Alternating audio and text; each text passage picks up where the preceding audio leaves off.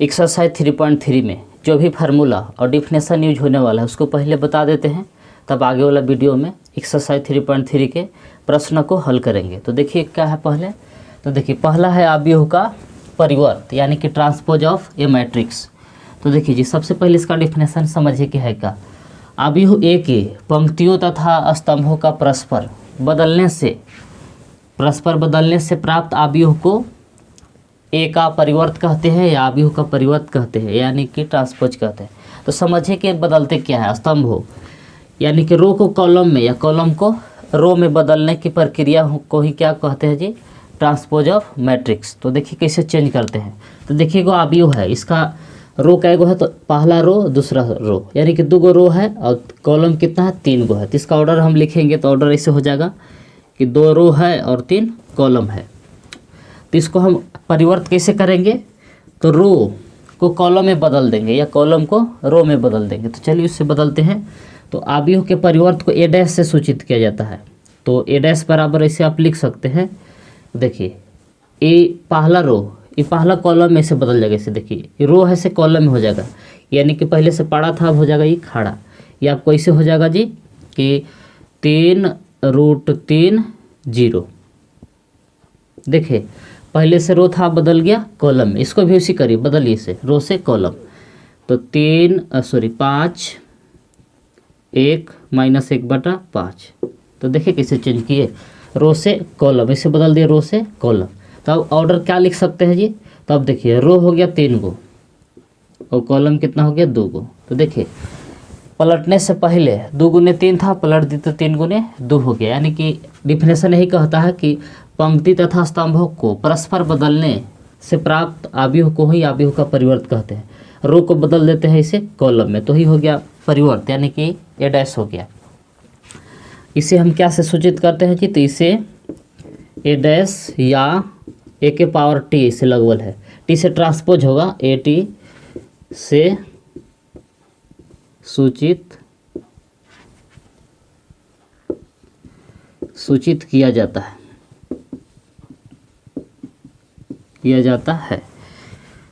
तो देखिए यानी कि पहले से कोई आव्यूह ए ऐसे है कि ए आई जे, इसका ऑर्डर है m × n।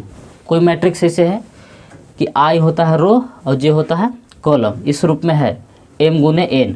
तो इसको हम ए डैश निकालेंगे, इसे ए डैश तो कैसे हो जाएगा जी, यही आव्यूह कि आई की जगह पर जे हो जाएगा यानी कि रो की जगह पर कॉलम हो जाएगा। यानी कि पहले ए जे लिखाएगा तब आई और फिर लिखाएगा n × m। देखिए ये बदल जाएगा सीधे, पहले से रो × कॉलम था अब बदल जाएगा कॉलम × रो, इस तरह से हो जाएगा। इसका कुछ फार्मूला ऐसे है कि ए डैश है पहले ही से, फिर से ए डैश निकालेगा तो ए आ जाएगा। पहले से ए डैश है फिर डबल उसका मान फिर से डैश निकालेंगे तो फिर से डैश से आ जाएगा। अच्छा दूसरा सूत्र ऐसे है कि के यहाँ अचर है, उसको दोनों को डैश करेंगे तो के बाहरी अचर बाहरी आ जाएगा, सिर्फ ए का डैश होगा। अच्छा फिर एक ऐसा फार्मूला है कि ए + बी है, दोनों को डैश करेंगे तो ए डैश + बी डैश दोनों बराबर हो जाएगा इसे। या फिर ऐसे है के - बी के पूरा के डैश, तो ऐसे लिख सकते हैं कि डैश - बी डैश, दोनों को अलग अलग डैश करके भी घटा सकते हैं तो बराबर रहेगा। यह एक ऐसे फार्मूला है जी कि ए बी है, उसको डैश निकालेगा तो ऐसे हो जाता है B dash A dash. A B का डैश निकालेंगे और फिर बी डैश ए डैश मतलब डैश निकाल के गुना करेंगे तो इससे बराबरी होगा कि बी डैश × ए डैश। एक एहू है कि पहले से बी है, उसका डैश निकालेगा तो ए डैश × बी डैश के बराबर होगा। तो लिखिए इसको। आव्यूह के परिवर्त के आधार पर आव्यूह 2 प्रकार का होता है, एक सममित आव्यूह होता है और एक विषम समित आव्यूह होता है। तो चलिए सबसे पहले सममित आव्यूह के बारे में जानते हैं, तब फिर बताएंगे विषम सममित आव्यूह के बारे में। तो देखिए सममित आव्यूह, इसको इंग्लिश में बोलते हैं सिमेट्रिक मैट्रिक्स। तो देखिए सममित कहेंगे किसको कि एक वर्ग आव्यूह ए के लिए ए डैश बराबर ए होता है तो उसे सममित आव्यूह कहते हैं।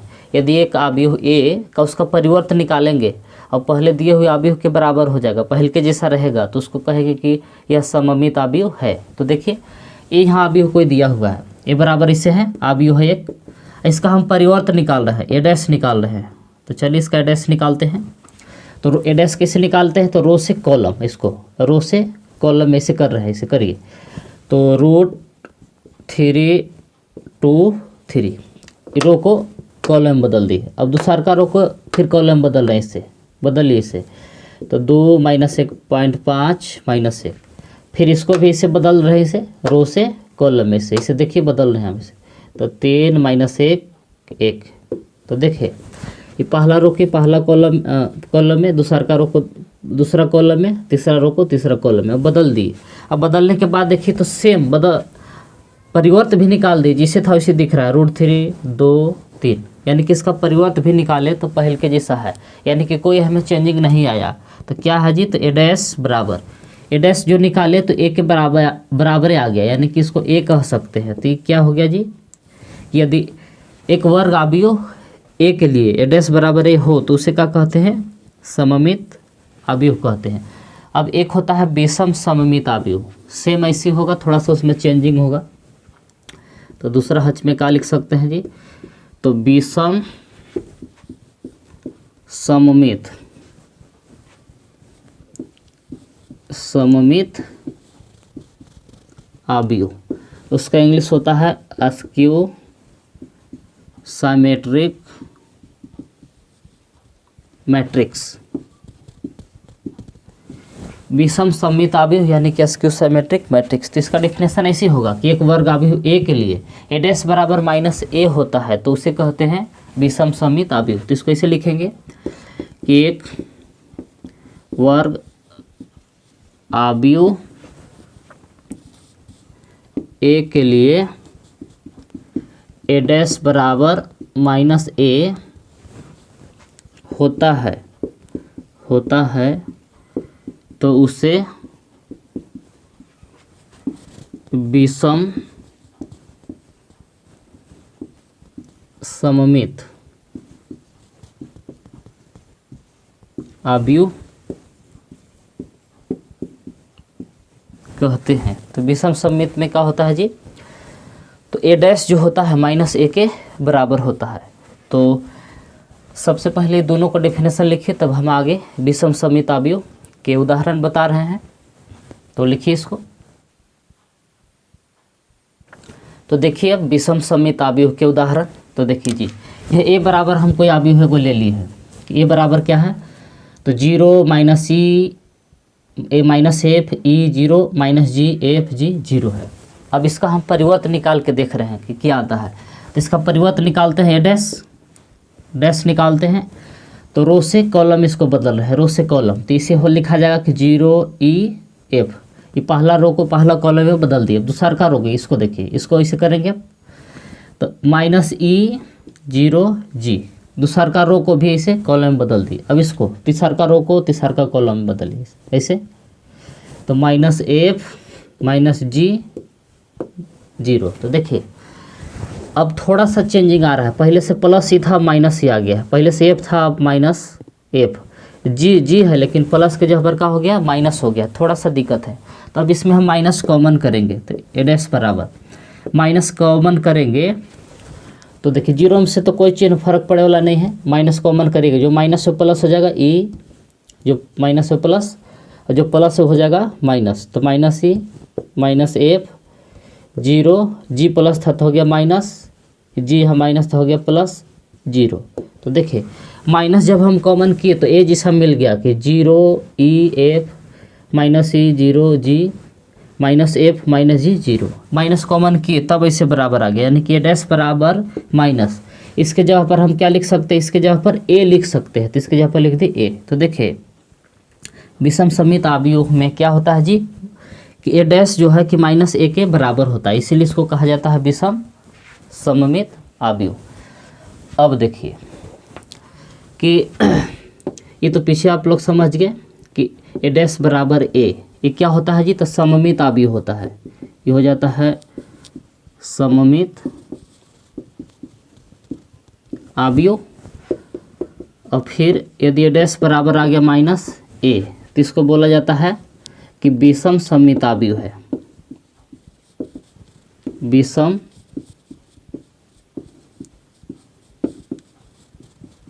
सममित अवयव। देखिए यदि ए डैश बराबर ए आ जाएगा तो उसको कहेंगे कि सममित अवयव है। यदि ए डैश बराबर माइनस ए आता है तो उसको कहेंगे कि वह एक क्या है जी, विषम सममित अवयव है। आगे थोड़ा सा हम आप लोग को बता रहे हैं कि ए प्लस ए डैश एक सममित अवयव होता है और ए माइनस ए डैश एक क्या होता है जी, विषम सममित अवयव होता है। ये दोनों को प्रूफ करके हम आगे बता रहे हैं। तो इसको इसे लिख सकते हैं सममित अवयव।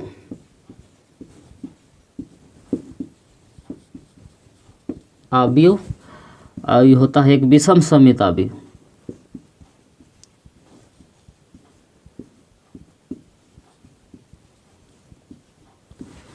देखिए सेम एक जैसा है कि ए डैश बराबर ए आता है तो सममित अवयव होता है। ए प्लस ए डैश करते हैं तो सममित अवयव होएगा और ए माइनस ए डैश करते हैं तो एक विषम सममित अवयव होता है, जिससे कि ए डैश बराबर माइनस ए। तो लिखिए इसको। तो चलिए अब सिद्ध करते हैं कि ए प्लस ए डैश एक सममित अवयव कैसे होता है और ए माइनस ए डैश एक विषम सममित अवयव कैसे आता है। तो चलिए इसको प्रूफ करते हैं। तो इसको इसे मान लेते हैं कि माना कि इसको मान लेते हैं P बराबर कि P प्लस ए डैश, ए प्लस ए डैश था उसको हम मान लिए P बराबर। अब इसको डैश निकाल के देखेंगे कि P डैश बराबर, तो ए प्लस ए डैश, ये दोनों को डैश निकाल दिए। सबसे पहले इसको P बराबर मान लिए, फिर इसको ए डैश निकाले, दोनों साइड डैश का चिन्ह लगा दिए।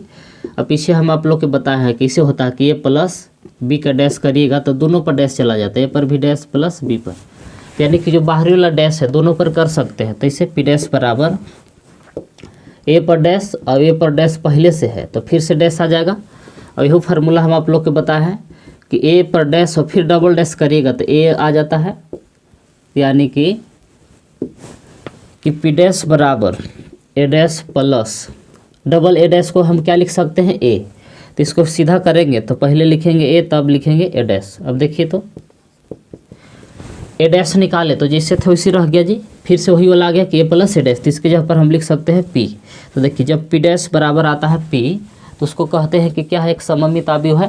तो इसलिए हम इसे कह सकते हैं कि ए प्लस ए डैश क्या है जी, एक सममित अवयव है। अवयव है कैसे कह दिए जी, क्योंकि इसका डैश निकाले है तो डैश निकालने के बाद भी वैसने रह गया कि P डैश बराबर आ गया P। अब चलिए को विषम सममित को भी प्रूफ कर लेते हैं, उसको भी देखिए। तो उसमें भी वैसे करिए कि मान लेंगे इसे कि माना, इसको मान लेते हैं Q बराबर ए माइनस ए डैश, इसको Q बराबर मान लिए। इसको भी उसी डैश निकालेंगे कि Q डैश ए माइनस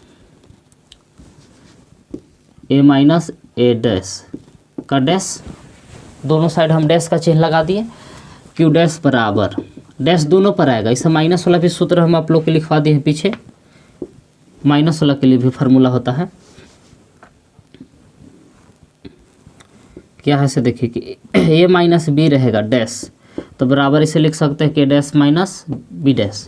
तो यही फार्मूला यहाँ यूज करिए कि दोनों पर डैश होगा, ए पर भी डैश होगा और माइनस ए डैश पहले से फिर से डैश। तो Q डैश बराबर ए डैश जैसे था वैसे, यदि डबल डैश करते हैं तो फिर से ए आ जाता है जो पहले से है, तो यानी कि डबल डैश करेंगे तो ए हो जाएगा। अब देखिए Q बराबर ए माइनस ए डैश है, यहाँ आ रहा है कि ए डैश माइनस है तो इसमें से हम माइनस कॉमन करेंगे।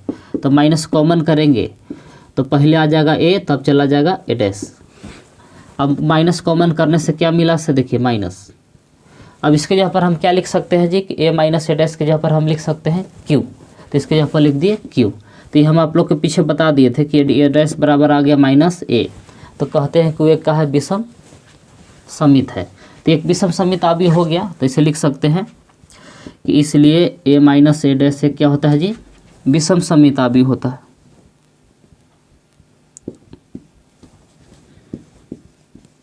विषम सममित अवयव है। तो लिखिए इसको।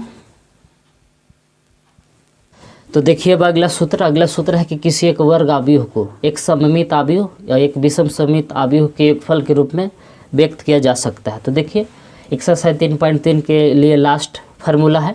तो देखिए जी, मान लेते हैं कि ए क्या है, एक वर्ग अवयव है। माना ए बराबर का है जी एक वर्ग अवयव है। तो इसको सममित और विषम सममित अवयव के रूप में व्यक्त कर सकते हैं कि वर्ग अवयव को क्या में चेंज कर सकते हैं, किस रूप में व्यक्त कर सकते हैं जी। तो एक सममित अवयव प्लस विषम सममित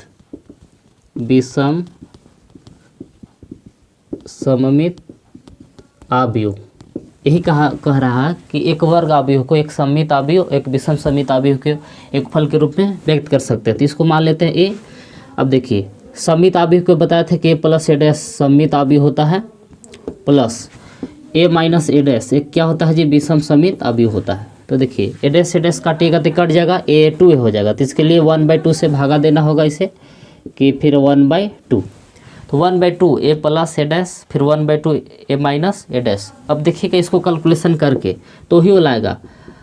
देखिए a/2 होगा और ये a'/2 plus a/2 minus a'/2, यानी 1/2 से गुना करेंगे तो देखिए a'/2 से a'/2 कटेगा। इसको एलसीएम लेंगे तो a प्लस ए बराबर कितना आ जाएगा, 2a बटा में 2। तो 2 से 2 कैंसिल हो जा रहा है। तो यानी कि हम लोग का मिला जुला के क्या आ जा रहा है, a आ जा रहा है। यानी कि एक वर्ग अवयव ए को एक सममित अवयव प्लस एक विषम सममित अवयव के फल के रूप में बदल सकते हैं। फिर से तो हम लोग जो ए है वही आ जा रहा है। एक वर्ग अवयव ए को इस तरह से हम चेंज कर सकते हैं, 1/2 ए प्लस ए डैश एक सममित अवयव है और 1/2 ए माइनस ए डैश एक विषम सममित अवयव है। तो लिखिए इसको।